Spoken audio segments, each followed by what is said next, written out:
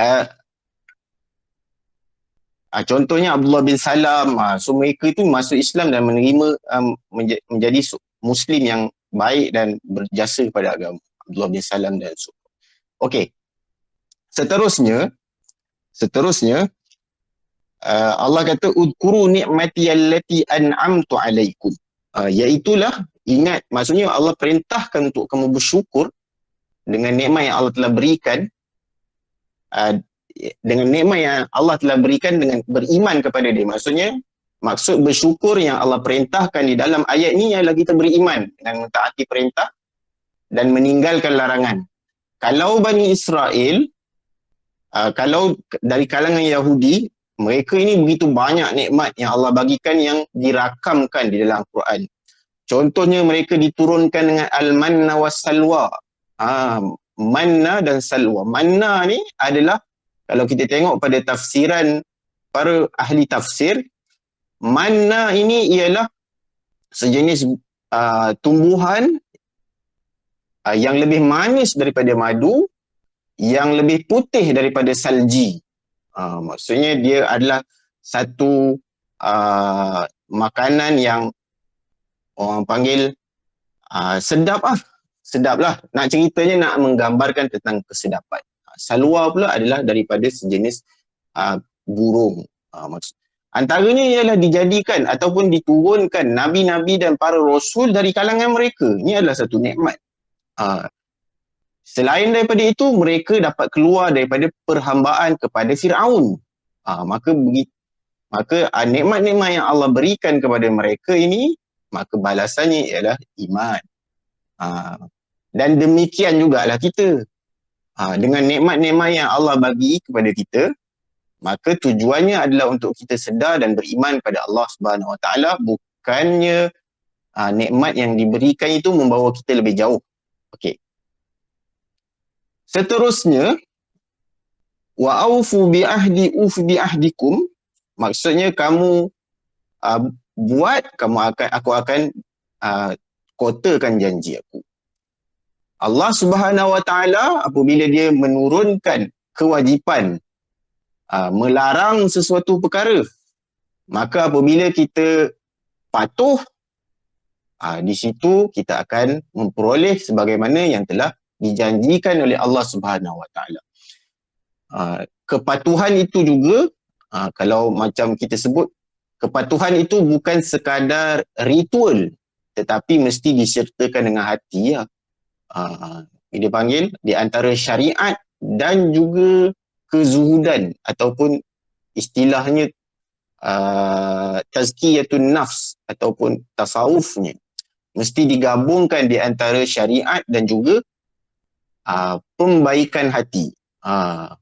Menjadikan apabila kita melakukan sesuatu kebaikan, kita tidak merendah-rendahkan orang. Contohnya, apabila kita melakukan suatu kebaikan, melakukannya dengan penuh ikhlas dan penuh syukur. Itu maksudnya. Wala takunu awwala kafirin bih, jangan kamu menjadi orang yang paling awal kufur. Maksudnya, dengan nikmat yang telah Allah bagi kepada Bani Israel, kamu jangan jadi orang yang paling cepat sekali kufur kepada Allah Subhanahu Wa Taala. Maksudnya, kalau dari konteks ayat ini, mereka adalah orang yang awal sekali kufur kepada Nabi selepas daripada Nabi sallallahu alaihi wasallam berhijrah ke Madinah. So, apa yang kita boleh ambil, apabila kita telah datang dengan kebenaran, orang telah mengajak kepada kebenaran, sedangkan kita tahu itu adalah kebenaran, maka janganlah kita menjadi orang yang paling awal tak percaya. Sedangkan kita sebenarnya dalam mod penafian, yang mana kita tahu ia adalah kebenaran, tetapi kita memberi justifikasi untuk kita menafikannya. Maksudnya, kalau dengan nikmat yang telah Allah bagi kepada kita, dengan kesihatan yang Allah bagi kepada kita, maka ketika itu jangan kita menjadikan apa sahaja nikmat yang Allah bagi itu sebagai jalan untuk kita kufur dan ingkar pada Allah Subhanahu Wa Taala. Seterusnya, wala tashtaru bi ayati thamanan qalila, dan jangan kamu menjual ayat-ayat aku dengan harga yang sedikit, sebagaimana yang ditanya oleh Haji Syahnum tadi. Iaitu jangan menjual hidayat dengan harga yang murah. Jangan kita menjual, menggadaikan agama kita disebabkan hal-hal dunia. Kita memperjudikan agama kita hanya untuk mendapat keuntungan yang sedikit. Ada banyaklah contoh-contoh dia. Kalau yang berada di lapangan contohnya, kerana keterdesakan mencari nafkah, mencari rezeki, sehingga kita tak mampu, terpaksa contohnya yang bekerja sebagai cashier di pasar raya yang ada menjual arak dan barang-barang yang haram contohnya. Maka di samping kita kata dia perlu mencari rezeki dan nafkah, di sana dia ada satu pertindanan di antara dia nak survive dan juga dia terpaksa melakukan hal yang haram. Dia terpaksa menggadaikan agama dia. Itu contoh. Contoh lain ialah orang yang menggunakan agama untuk justifikasi jawatan dan kedudukan. Untuk justifikasi jawatan dia, kedudukan dia, harta benda dia dan seumpamanya. Maksudnya dia menggunakan agamanya, dia menjadikan agama sebagai satu batu loncatan untuk dia mendapat keuntungan dunia secara tidak sah, dengan memberikan dalil, bukan dalil tetapi dalih agama. Maka ini juga termasuk di antara menjual agama dengan harga yang murah. Dia menggadaikan prinsip-prinsip agama semata-mata untuk dia mendapat keuntungan dunia. Antara lain ialah dia menjadikan agama sebagai satu kita panggil batu loncatan untuk dia mendapat kekayaan. Bukan bermaksud contohnya orang yang mengajar Al-Quran, orang yang mengajar di masjid dan surau tu, bukan maksudnya mereka tidak boleh mendapat sedikit sagu hati. Tetapi dengan maksud sehingga dia mengubah, menjadikan satu keseronokan. Dia jadi itu sebagai satu duit poket, kita panggil extra money, side income dan seumpamanya. Kerana bukan itu sifat dakwah. Di situ ada perbezaan yang ketara di antara keharusan yang Nabi SAW sebutkan, sebaik-baik yang kamu ambil ialah ma akhadtum alaihi ajra, upah yang paling baik untuk kamu ambil ialah kamu mengajarkan Al-Quran. Disebut oleh Nabi begitu. Tetapi apa yang kita nak faham di antara apa yang Nabi sebut, sebaik-baik upah yang kamu ambil ialah dengan kamu mengajar Al-Quran, dengan menjual agama.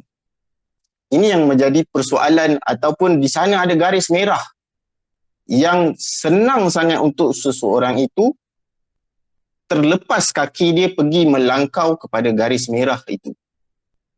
Di sebalik keharusan atau untuk mengambil sedikit daripada dunia, hasil daripada mengajarkan Al-Quran, mengajarkan agama, dalam masa yang sama dia mesti faham bahawa bukan itu bukanlah sesuatu urusan kerja yang bertujuan untuk mendapat lebihan daripada dunia.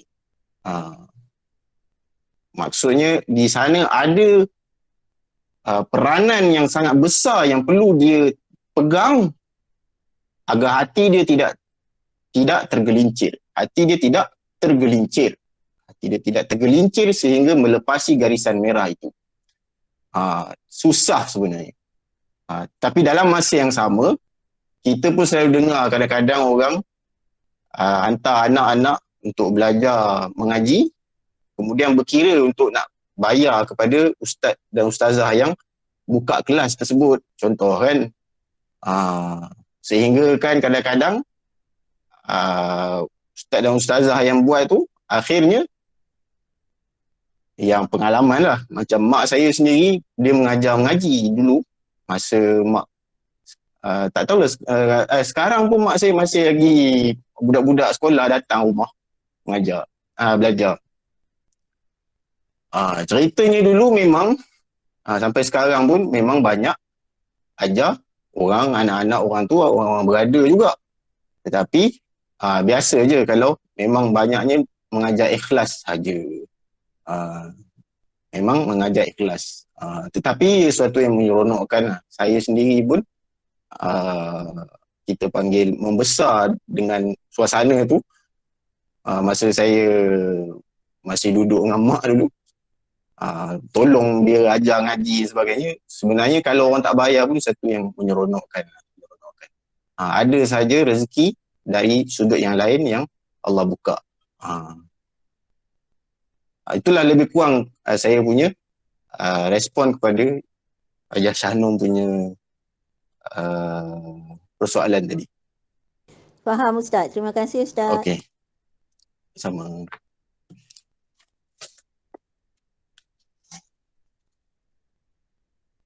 Okey. Cukup setakat tu tafsir. Kita dapat 2 ayat je. InsyaAllah kita sambung lagi ayat yang ke-40 sebab dia apa? Dia tema yang lain 42 dan 43 insya-Allah pada minggu depan. So kita baca fiqh pada hari ini muka surat 44.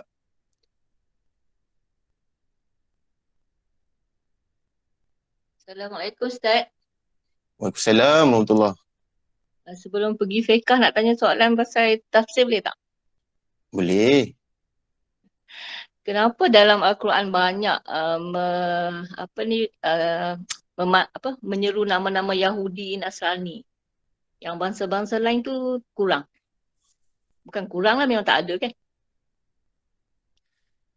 Apa yang special Yahudi, Nasrani ni? Respon secara tepat saya kena check lah. Tetapi kalau respon secara umum, kenapa? Yang pertama kerana mereka ialah daripada agama Samawi juga. Mereka adalah agama Samawi, iaitulah Yahudi dan Kristian. Ini bukan Yahudi saja, maksudnya kedua-duanya Yahudi dan Kristian. Kerana mereka adalah agama Samawi. Selain daripada itu, penyembah-penyembah berhala, selain daripada agama Samawi, penyembah-penyembah berhala, maka mereka juga disebut secara umum di dalam Quran tentang penyembahan-penyembahan tersebut. Tetapi sebab apa tidak disebut secara khusus agama-agama lain? Kerana dia adalah dipanggil ubadul asnam, penyembah-penyembah berhala, maksudnya secara umum ke semua. Adapun Yahudi dan Nasrani, mereka ni khusus kerana mereka maksudnya kalau ubadul asnam tadi, penyembah-penyembah berhala tadi, dia akan ada banyak pula agama lah yang timbul daripada itu, tetapi asas dia ialah penyembahan berhala. Adapun Yahudi dan Nasrani, mereka disebut secara khusus kerana mereka adalah agama Samawi, memang agama yang turun daripada Allah Subhanahu Wa Taala juga, iaitulah yang agama yang dibawa oleh para nabi sebelum Nabi sallallahu alaihi wasallam. Yang kedua adalah kerana keingkaran mereka setelah mengetahui kebenaran. Ia adalah satu gejala penyakit yang lebih teruk daripada orang yang tak ikut sebab tak tahu. Adapun Yahudi dan Nasrani, ketidakpatuhan dan ketidakpenerimaan mereka terhadap Islam itu bukannya kerana ketidaktahuan pada asasnya, tetapi kerana kesombongan. Kita pun tahu bagaimana iblis bukannya tidak menyembah Tuhan kerana dia tidak tahu tentang keesaan Tuhan, tetapi kerana kesombongan, ego, menafikan kebenaran. Kerana itulah, kalau tanya respon saya kerana apa, kerana dia adalah satu gejala yang akan berterusan sampai bila-bila, yang sangat susah untuk orang keluar. So dia mesti selalu diulang-ulang tentang kisah mereka ini kerana apa kita panggil, orang yang mengetahui kebenaran tetapi tak ikut, itu lebih susah untuk kita nak betulkan berbanding orang yang memang tak tahu. So kita cuma bagi tahu dia saja. Itu respon saya kenapa selalu diulang-ulang, kerana mereka adalah kaum yang degil, kaum yang jadi bukan nak cerita tentang mereka tetapi pengejaran kepada kita. Tu maksudnya. Menyeleweng ayat-ayat. Agama asli lah. Agama Samawi. Agama awal untuk sebelum Islam ke macam mana? Agama Samawi ni. Bukan. Maksudnya agama yang memang turun daripada langit. Maksudnya memang asalnya adalah agama yang dibawa oleh para Nabi dan Rasul. Contohnya Kristian, dia mendakwa Isa itu Isa itu adalah Tuhan. Tapi pada asalnya Kristian ni adalah pengikut Nabi Isa yang beriman kepada Allah. Yahudi ni adalah pengikut Nabi Musa yang beriman kepada Allah.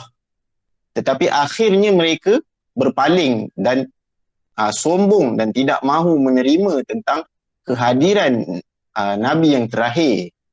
Itu maksud dia. Asalnya mereka ni adalah agama yang daripada Allah Subhanahu Wa Taala juga. Tetapi telah berlaku penyelewengan.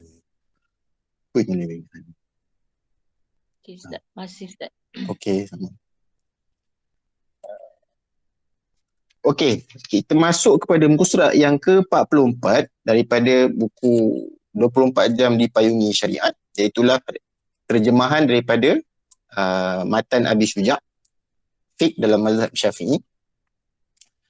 Sebelum kita baca atau kita bincang muka surat 44 ni, suka untuk kita ingatkan tentang sebenarnya apabila kita belajar syariat, belajar fiqh, dia bukan semata-mata untuk hubungan ataupun kita memperbetulkan ibadat kita kepada Allah Subhanahu Wa Taala. Tetapi hakikatnya ayat-ayat Al-Quran dan hadis-hadis Nabi SAW yang menerangkan tentang tata cara ibadat, sebenarnya di sebalik dia ada kebaikan-kebaikan duniawi sebenarnya. Dari sudut kesihatan, dari sudut apa sahaja untuk menjadikan hidup kita ini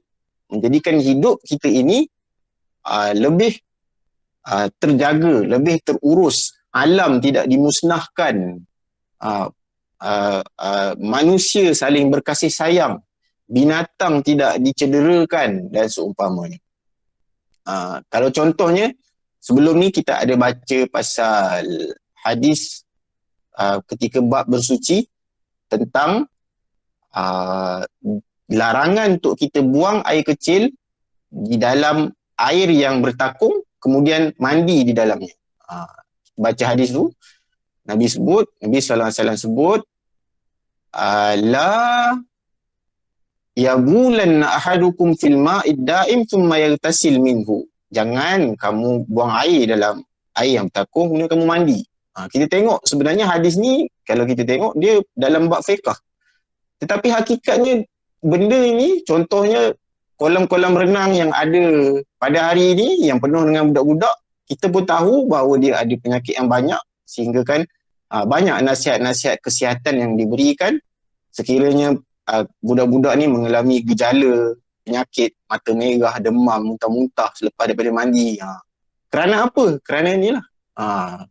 Kita tengok bagaimana hadis yang dibincangkan dalam bab bersuci sebenarnya dia menjadi panduan untuk kita dalam kehidupan kita. Contoh lain, larangan untuk kita sebut dulu, tak boleh buang air pada pokok. Pada pokok. Di tempat awam. Kita tahu bahawa mana ada orang dah kalau kat Malaysia ni, tak ada orang buang air kat jalan-jalan. Tak ada, kalau berbanding dengan India, Bangladesh yang buang air, saya dengar di China pun sama. Kan, buang air kat tepi jalan kan. Maka kalau kita faham hadis ini, sebenarnya dia adalah hadis kehidupan. Supaya kita tidak sewenang-wenangnya mengotorkan tempat-tempat awam. Hari ini kita tengok orang selamba je buang daripada cermin kereta dan seumpamanya. Jadi sebenarnya bila kita belajar fiqh, belajar hadis-hadis berkaitan dengan kita panggil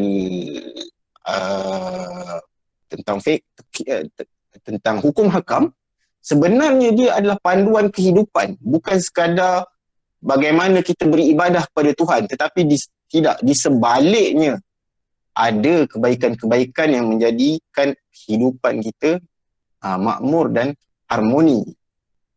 Contohnya sekarang ni isu banjir disebabkan kemudian banyaknya balak-balak yang singgah di rumah-rumah orang. Kalau di Langat ni banjirnya memang inilah kepala air yang dahsyat. Siapa yang dalam tempoh ni pernah pergi Langat tengok, memang menitik air mata. Memang dahsyat sangat. Tapi kalau yang berlaku contoh di Pahang, ada begitu banyak pokok-pokok balak yang singgah kat rumah orang, atas rumah orang dan sebagainya, maka kita tahu di sana sebenarnya adanya tentang bagaimana larangan untuk kita menebang pokok sehingga menyebabkan orang lain teraniaya. Maka semua benda yang sebenarnya ada hukum hakam, orang sangka itu adalah hukum hakam di antara kita dengan Tuhan sahaja, tetapi sebenarnya hukum hakam yang Allah turunkan itu adalah untuk kebaikan kehidupan kita.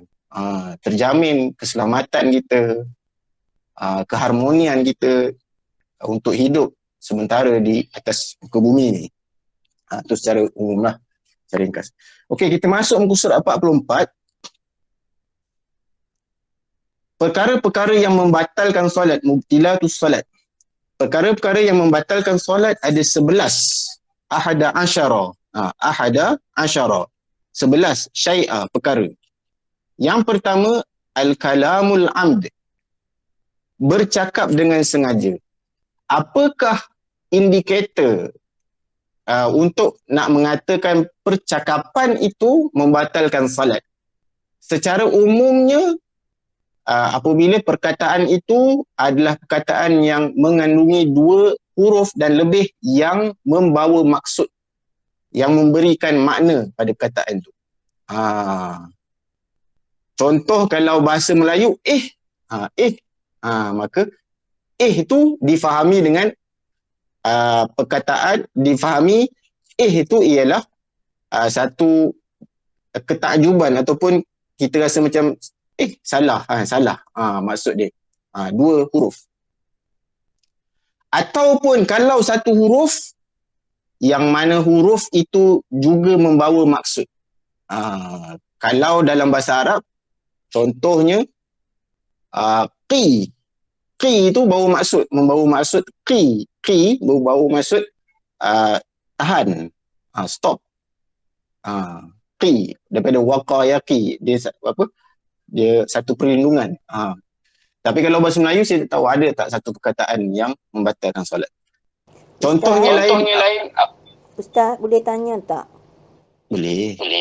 Contoh, katalah seorang ni dia nak solat, tapi dia ada penyakit melatah.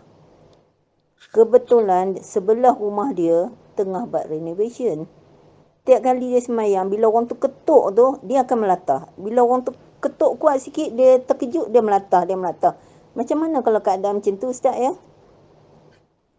Kalau macam tu, dia tak batal. Al-kalam mesti al-kalamul amd, perkataan yang sengaja, yang memang kita bermaksud untuk menyebutnya. Bermaksud untuk, sebab itulah berdehem dia ada berdehem yang batal, berdehem yang tak batal. Berdehem yang tak batal, kita berdehem memang kita tak selesa di tekak. Bukannya kita memaksudkan suatu benda. Tapi kalau kita berdehem dengan maksud kita nak tegur orang lalu kat tepi kita, contoh kan, itu dia memaksudkan. Adapun kalau melatah tadi, dia tidak termasuk daripada hal yang membatalkan solat, kerana dia adalah bukan amd, bukan sengaja.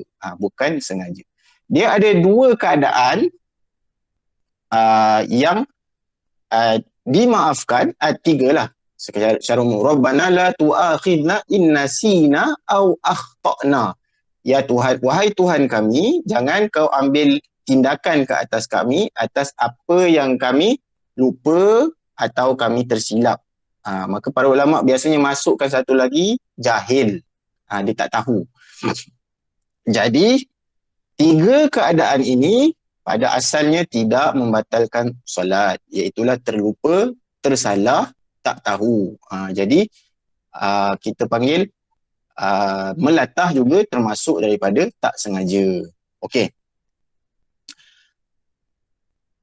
Contoh tidak sengaja yang lain ialah kita solat tak cukup rakaat contoh. Kemudian contohnya kalau masbuk lah, contoh kalau kat surau lah. Kat surau lah boleh orang tegur. Kalau orang perempuan kat surau contoh, kita masbuk ada lagi 2 rakaat tak habis. Tiba-tiba kita bangkit 3 rakaat, kita bangkit, kita completekan 1 rakaat je. Kemudian kita bagi salam.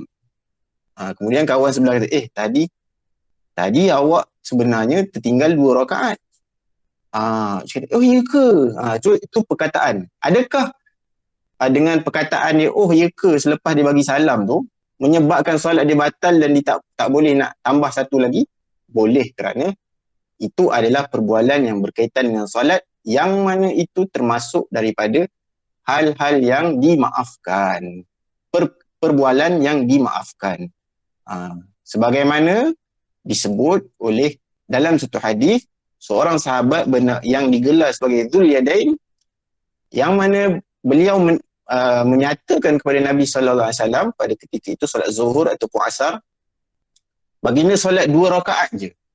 Kemudian baginda pergi ke belakang masjid dan duduk bersandar. Kemudian beliau datang pada baginda dan tanya pada baginda, aku siratis salat, adakah solat telah dipendekkan? Maka Nabi cakap, tak, mana ada solat telah dipendekkan. Dia beritahu bahawa Nabi SAW solat tak cukup. Solat 2 rakaat je. Salam. Haji? Ya, Ustaz. Okay. Saya jawab bagi salam sebab semua kita bagi salam kepada Nabi itu salam lah. Oh, okey. Okey. Lalu Nabi pun tu ada perbualan tu di antara Nabi dengan Zulyadin, tetapi perbualan yang berkaitan dengan solat. Maka selepas itu Nabi pun tambah lagi 2 rakaat tanpa mengulanginya, tambah sahaja 2 rakaat kemudian sujud sahwi. Maksudnya itu perkataan-perkataan yang tidak membatalkan. Seterusnya, yang kedua, al-amalu al-kathir. Okey. Dah dapat perkataan yang membatalkan tu, dhabit dia adalah dua huruf dan ke atas ataupun perkataan yang difahami maknanya. Okey, yang kedua, perbuatan yang banyak. Perbuatan yang banyak. Apa dhabit dia ataupun apa dia punya indikator dia nak kata amalan tu banyak? Maka kalau kita lihat dalam mazhab Syafi'i, yang paling saya fikirkan dia adalah yang paling mudah untuk diamalkan oleh orang ialah dia panggil mengikut adat. Mengikut adat kebiasaan orang, ia adalah perbuatan yang banyak, yang mana perbuatan itu Sehingga orang kata, dia ni tengah solat ke tengah buat apa ni? Banyak aku bergerak. Maksudnya mengikut pada adat dan uruf.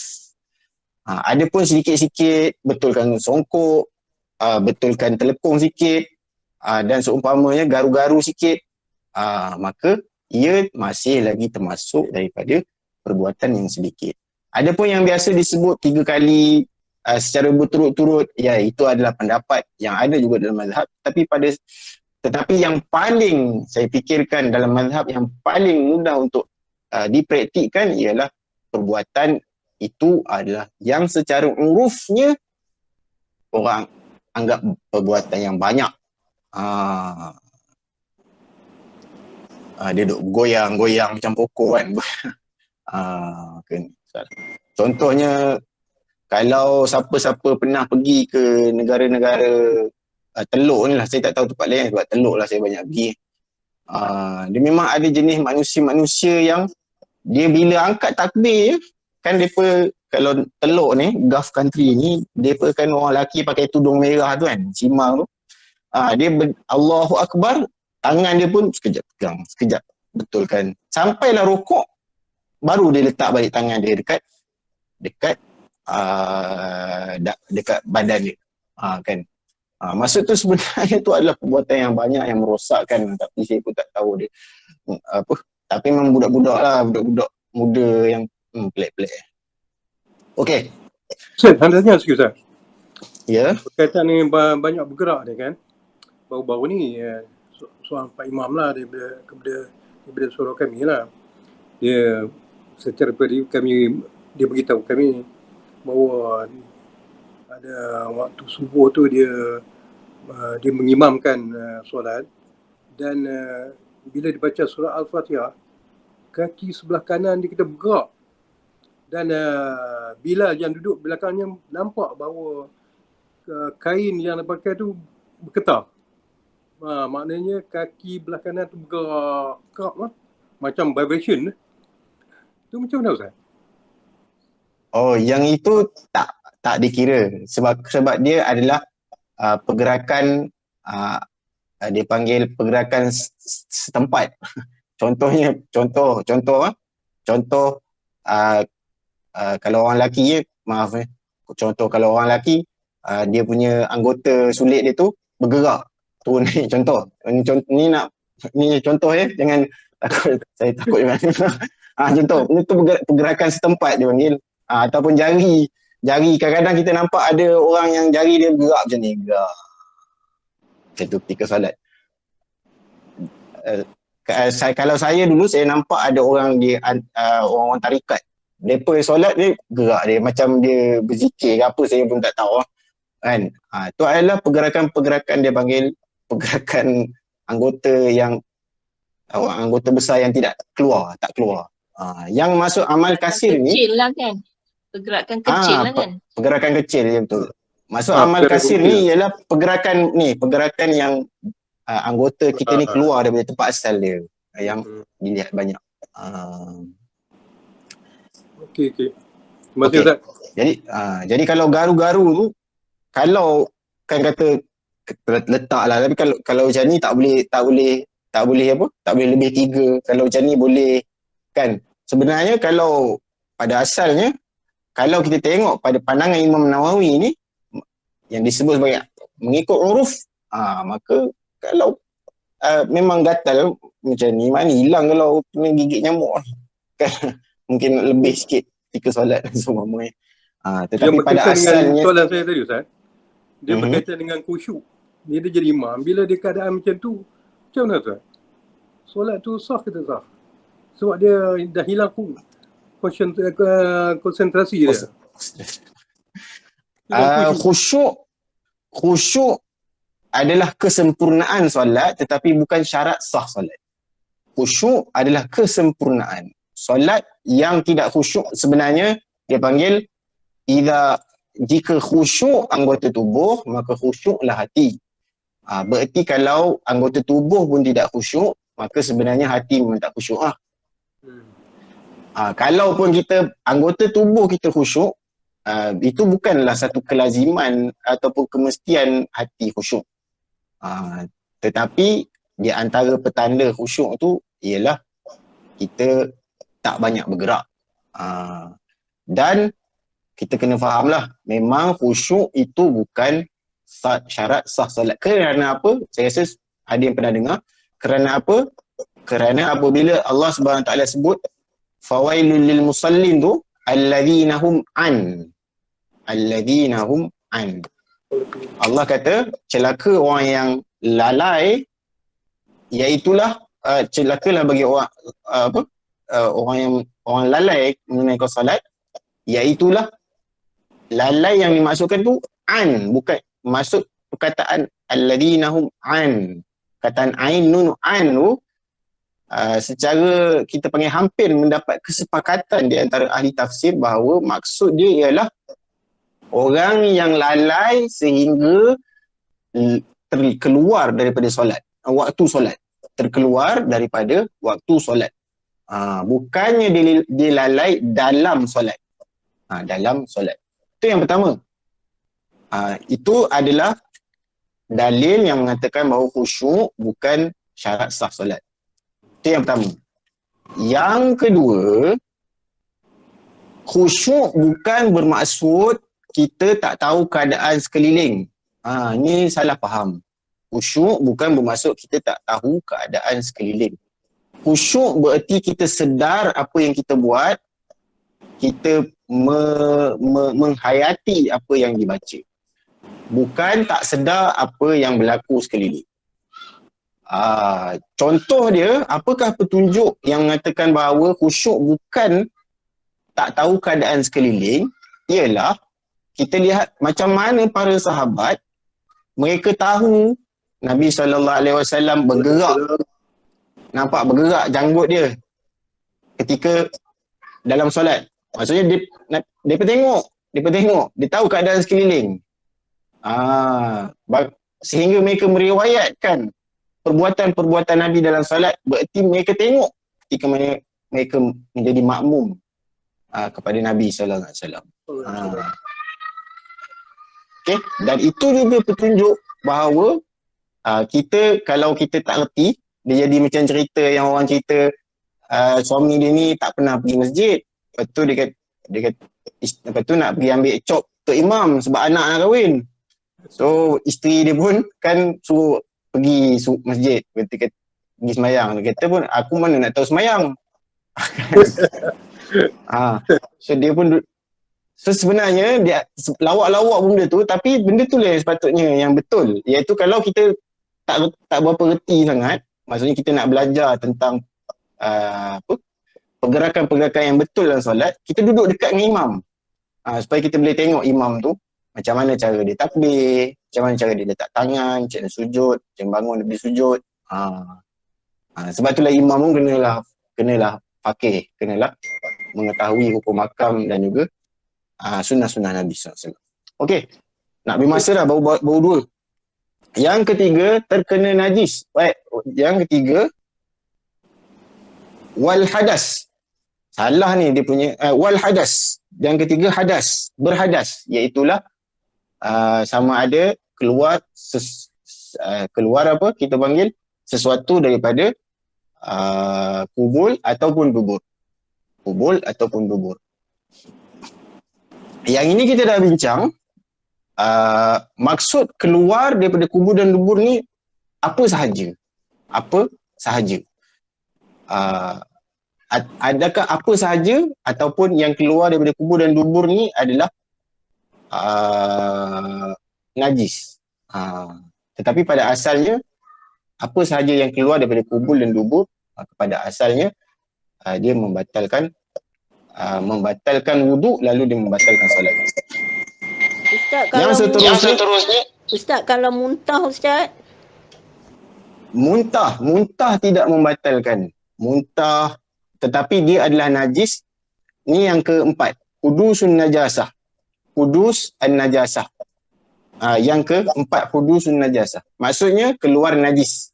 Muntah najis, so dia mesti bersihkan muntah tu.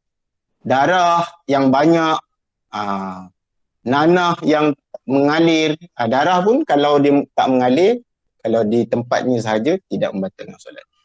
Itu yang kelima yang Hajar Syanul sebutkan tadi, iaitu hudusun najasah, iaitulah terkena najis. Maksudnya wuduknya tidak batal, tetapi solatnya mesti, tetapi kotor tu mesti dibersihkan. Kotor itu mesti dibersihkan. Adapun hadas tadi, kenapa solat batal? Kerana dia membatalkan wuduk, maka batallah solat. Okey. Wan kishaful aurah, terbuka aurat. Yang kelima, terbuka aurat. Terbuka aurat ini maksudnya mestilah terbuka aurat secara kita panggil fahish, secara yang berat. Terbuka aurat yang secara berat. Kalau 1-2 helai rambut, maka dia adalah inkishaf, terbuka aurat yang dimaafkan. Kerana dia adalah terlalu ringan. Seperti contoh lelaki yang kadang-kadang dia pakai baju pendek sikit kan, ternampak sikit sekejap. Lepas tu dia betul kan, ternampak sekejap. Maksudnya terlalu sekejap dan sedikit. Tetapi kalau dia biar dia tahu baju dia pendek dan dia lantak kan, dia ternampak lurah dendam dia kat belakang tu, kawan belakang yang solat kat belakang tu dah bengang lah, dia pun relax. Yang itu tak boleh lah. Tapi maksudnya kalau inkishaful aurat, maksudnya terdedak aurat yang sangat-sangat minimum, maka ia tidak menjadi masalah. Apakah batas aurat bagi lelaki? Ialah di antara pusat dan lutut. Maka pusat bukan aurat, lutut bukan aurat. Adapun perempuan seluruh anggota tubuh kecuali muka dan tapak tangan. Iaitulah apa itu muka? Muka ialah tempat tumbuhnya rambut sehingga pertemuan dagu. Maka memang kita kena depankan sedikit kita punya apa tu? Kekek tu kan? Kekek orang panggil. Kekek ke apa dah. Maka kedepankan sedikit untuk memastikan aurat itu ditutup dengan baik, sempurna. Kalau terbuka sikit macam mana? Sama juga keadaan dia, iaitulah dia adalah terbuka yang ringan yang dimaafkan. Adakah pakaian yang dimaksudkan menutup aurat mestilah pakaian yang mestilah telekung? Maka jawabnya tidak. Tidak. Selagi mana kita anggap kita menutup aurat ketika kita keluar, bererti pakaian itu sah untuk kita menunaikan solat dengan pakaian tersebut. Hatta kalau memakai pakaian yang agak sempit, walaupun ia tidak dibenarkan di luar solat, maka di dalam solat dia sah solatnya dengan keadaan makruh. Tetapi sah solat dia kerana dia telah menutup tempat-tempat yang perlu untuk ditutup. Okey. Seterusnya, taghyirun niat, iaitulah berubah niat. Berubah niat. Maksud berubah niat, iaitulah yang pertama kita membatalkan solat kita. Maksudnya kita tak buat apa-apa, kita cuma membatalkan solat kita. Ketika kita solat, kemudian nak batalkan solat. Niat nak batalkan solat. Maka terbatal solat kita. Ada satu sahaja, secara umum ada satu sahaja ibadat yang mana seseorang itu tidak batal kalau dia membatalkan niat, iaitulah haji dan umrah.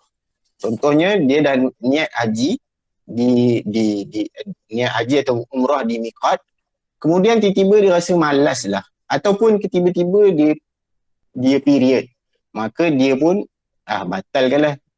Tak boleh. Ketika itu dia batalkan pun dia tidak terbatal, dia mesti menyempurnakan umrah ataupun haji dia.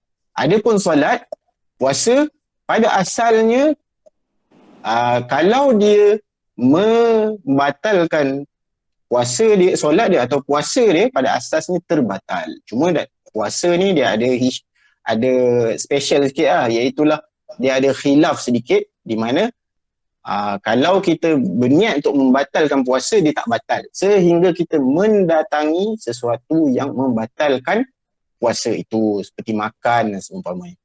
Adapun solat, once kita niat batal solat, walaupun kita tak buat perbuatan yang membatalkan solat, maka solat terbatal. Okey, tu yang pertama, taghyirun niat. Yang kedua, mengubah niat daripada suatu solat kepada solat yang lain. Maksudnya contohnya kita sedang menunaikan solat, contoh solat maghrib secara jamak takhir, contoh pada waktu isyak. Tiba-tiba kita ketika rakaat yang pertama kita tukar niat tu kepada isyak, contoh. Maka terbatal. Mengubah niat daripada satu jenis solat kepada solat yang lain, maka ia membatalkan solat. Ketika mana tak batal? Ketika kalau kita menukar niat daripada solat wajib kepada solat sunat mutlak, ataupun solat sunat biasa kepada solat sunat mutlak. Yang ini tak ada masalah. Kalaupun kita mengubah niat tu, kerana apa? Kerana solat sunat mutlak dia tidak ada niat khusus. Jadi apa sahaja niat yang ada maka dia boleh. Contohnya kita datang solat di masjid, apabila selesai imam azan, maka kita pun solat sunat qabliyah. Tiba-tiba kita rasa macam nak jadikan ni solat sunat tahiyatul masjid lah. Ketika kita sedang solat, boleh. Kerana apa? Solat tahiyatul masjid adalah solat sunat mutlak, jadi boleh ubah. Kemudian habis tu baru kita solat sunat qabliyah. Contoh. Okey, seterusnya istidbarul kiblat, membelakangi ataupun berpaling daripada kiblat. Berpaling daripada kiblat maksudnya ketika kita menunaikan solat, kita berpaling daripada kiblat dengan kadar yang mana bukannya kepala tetapi badan. Kalau kepala saja tidak lagi membatalkan solat. Lagi. Okey, seterusnya yang ke-8 dan yang ke-9, al-aklu wasyurbu, makan dan minum. Makan dan minum batal solat. Tetapi katakan ada bekas-bekas makanan yang terselit di dalam mulut, kemudian kita duk kutil-kutil pakai lidah, tiba-tiba dia tertelan, maka itu tidak membatalkan solat. Tetapi sebaliknya, kalau kita kutil-kutil, kita sengaja makan dia. Sengaja memakan dia. Begitu juga makanan yang kita kemam, kita tak telan, tetapi ada perisa-perisa dia yang masuk melepasi rongga kita, maka itu juga membatalkan solat. Solat.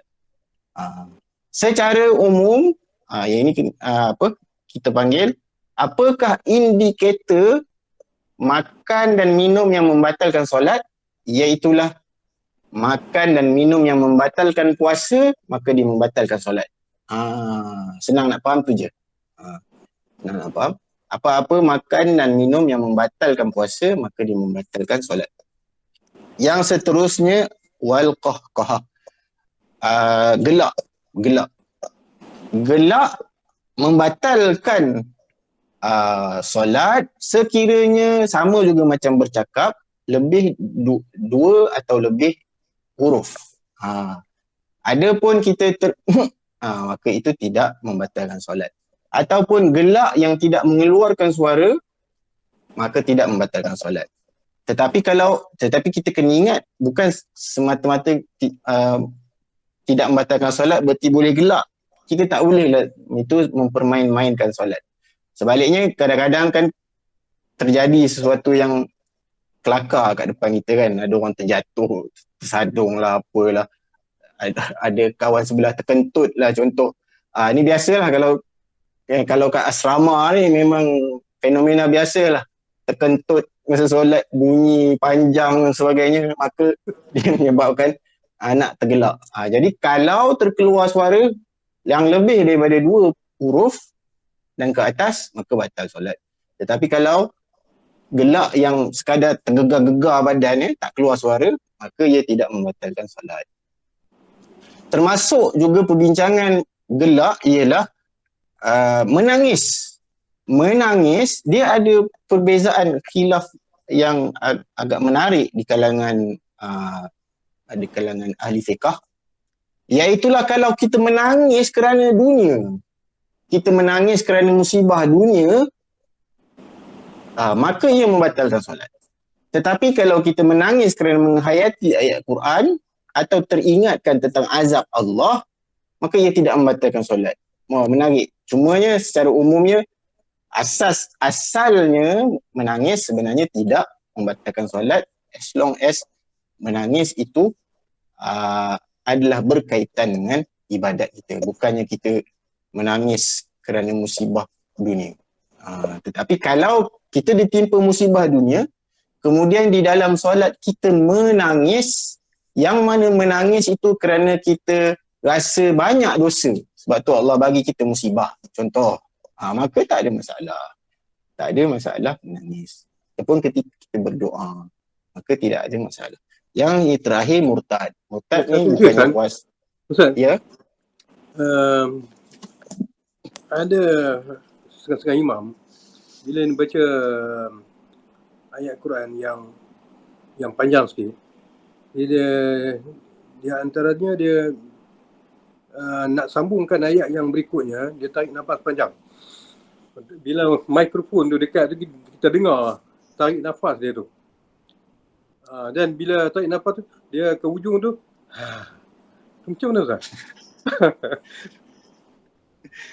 Yang itu bagi anda ya, benda yang ahli karya tu, tapi saya diam lah. Itu. Orang ahli karya membuat andaian. Macam menghela nafas tu, macam mana tu Ustaz? Bukan kata orang ni lah, kadang-kadang kita pun macam siapa yang bersaiz badan besar, macam saya kan, lepas rukuk tu naik balik, kita macam menghela nafas tu, macam mana Ustaz? Saya rasa ni semua adalah rentetan daripada masalah berdehem rasanya. Sebab berdehem boleh membatalkan solat. Betul? Adakah itu? Saya pun tak tahu. Tetapi sebab tu saya cakap tadi, indikator dia ialah sebab itulah bila kita kata bercakap membatalkan solat, kita kena ada indikator. Dhabit dia. So, dhabit dia saya sebut tadi, yang pertama sengaja. Yang kedua, dia mestilah dua perkataan ke atas yang difahami daripadanya ia adalah memaksudkan sesuatu makna daripada perkataan tu. Maksudnya itu adalah perkataan yang difahami, dia by word, bukannya perbuatan. Contohnya macam kita tarik nafas ada bunyi, itu bukan ada apa-apa makna di situ. Itu adalah semata-mata bunyi kita nak melepaskan nafas tapi kuat sikit. Itu tak termasuk indikator tadi tu. Okay. Faham.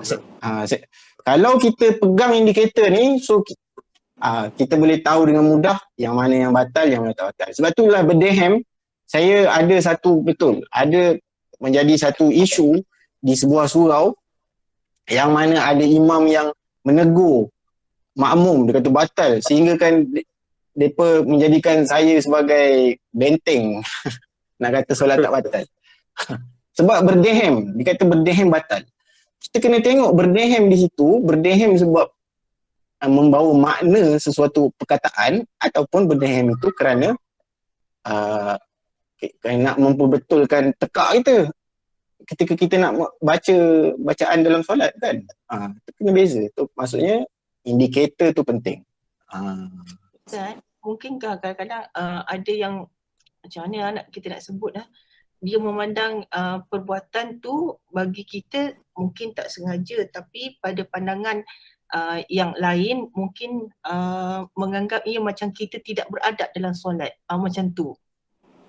Tidak beradab dalam solat, macam kalau macam kita macam menghela nafas tu macam dengan macam kita kata sami Allah liman hamidah, macam tu kan, kita macam menghela nafas, macam kadang ada yang macam satu teguran yang macam dalam solat tu selain daripada khusyuk, ada juga yang memandangnya sebagai macam bersenda. Bukan bersenda Ustaz, tapi tak tahu saya nak cakap macam mana, macam tak beradab lah, macam tu. Macam tu lah lebih kurang. Wallahu a'lam. Susah nak respon. Tapi itulah kadang-kadang kita dengar orang ni cakap macam ni, kadang-kadang kita ni yang cetek ilmu. Kan kita yang cetek ilmu, oh salah ke? Macam terasa tak beradab ke macam tu dalam solat, macam tu. Beradab dalam solat bererti kita melakukan semua rukun, semua wajib, semua sunat yang ada dalam solat. Itu adab. Itulah adab di dalam solat. Adapun maksudnya kita baca dengan tertib, Fatihah, rukun-rukun perkataan baca dengan tertib. So itu ialah adab dalam solat. Adapun macam contoh yang Ajah sebut tadi, pada saya lah tak ada nampak apa pun yang tidak beradab, sebab kecuali memang dia membaca sedemikian dengan sebab dia bermalas-malas. Bismillahirrahmanirrahim. Alhamdulillahirrahmanirrahim. Contoh. Maksudnya memang dengan niat hati dia kita panggil, dia melakukan dalam keadaan malas. Yang itu memang tercela lah. Itu memang tercela. Tetapi kalau memang itu tabiat cara dia menghela nafas, itu tidak termasuk. Itu tidak sama sekali termasuk. Terima kasih Ustaz. Yang satu lagi last saya nak respon. Solat ni adalah ibadah yang orang nampak. Maksudnya biasanya lah, sebab kita solat di masjid, di R&R. Dan dia adalah ibadah yang paling banyak polis. Ini memang realiti. Banyak polis. Maksud saya banyak penguatkuasa agama sekeliling yang tunggu masa je kita tersalah, kita tak kena dengan apa yang dia tahu. Tunggu. Memang tak best lah. Pemerhati. Ya, betul. Jadi kita ignore lah benda tu. Kita belajar sebagaimana sifat solat Nabi SAW. Kita tahu cukup sekadar tu. Cukup sekadar tu. So kita buat saja. Ustaz nak tanya sikit saja Ustaz. Ada sekali tu saya nampak sendiri lah, pergi semayang berjemaah di masjid. Sah lelaki tu dia bawa anak perempuan. Dia solat memang sah lelaki lah. Tapi anaknya dia bawa tu budak perempuan dalam 3 tahun kot. Budak tu pakai skirt dia kot, pakai skirt. Lepas tu bila ayah dia solat kan, duduk tengah lah, tak duduk tepi. Jadi budak tu panjat dia. Bila ayah dia rokok, budak tu terbalik ke depan dengan terselak apa semua. Ustaz tu macam mana cerita tu Ustaz? Yang pertama dia kanak-kanak. Lah, tak ada masalah walaupun dia duduk dalam saf. Cuma saf tu terputus lah sebab dia tak solat. Perempuan, kalau budak tu solat, saf tu tak terputus. Yang kedua, kalau isu lelaki di belakang, perempuan di hadapan solat. Contohnya maksudnya saf tu tak teratur. Kalau mudah kita nampak di Masjidil Haram, adakah dia membatalkan solat? Tak membatalkan solat, cuma tak afdal. Dia tak membatalkan solat. Tapi kalau nak respon dari sudut bapak dia tu, bertanggungjawab sikit kan. Itu je lah. Tapi duduk lah. Kalau bawa budak ni senang duduk kat tepi lah. Duduk kat soft tepi. Tapi lah ni kita tak payah risau dah. Lah ni semayang semua mempunyai ruang-ruang untuk setan duduk sebelah. Solat jarak. Itu baru nak gelak tu. Tu yang risau tu Ustaz. Kita sebut syaitan ni. Ustaz, nak tanya dua huruf ke dua suku kata? 2 huruf. Macam contoh Ejaan 2 huruf. Maksudnya ejaan tu kena 2 huruf. Contoh maksudnya dia 2 huruf dan ke atas, yang mana dia membawa maksud. Dia ada perkataan tu, dia ada maksud. Adapun perkataan yang bukan membawa maksud, kalau terlebih pun tak membatalkan solat. Dia lebih dulu perkataan, tapi itu bukan kita memaksudkan perkataan. Itu kita membetulkan ni, ataupun hela nafas. Kan berapa ni tu, berapa Panjang. huruf tu. Maka tu tak betul yang salah kerana dia tidak membawa kepada maksud perkataan tertentu. Itu indikator dia mudah senang nak faham lah. Wallahu ta'ala alam. Ada lagi? Kalau tak ada kita boleh tangguh dulu. Banyak nak tanya Bismillahirrahmanirrahim. lain kali lah. Boleh. Tajuk ni banyak Minggu nak tanya. Tapi lain kali lah. Boleh. Ajar kumpul dulu. InsyaAllah nanti kita minggu depan kita sambung ni. Okay, insyaAllah. Bismillahirrahmanirrahim. Alhamdulillahirrahmanirrahim. Wassalatu wassalamu ala rasulillah wa ala alihi wa sahbihi ajma'in. Allahumma Amin. faqihna fid din wa 'allimna ta'wil. Amin. Allahumma afini fi badadina.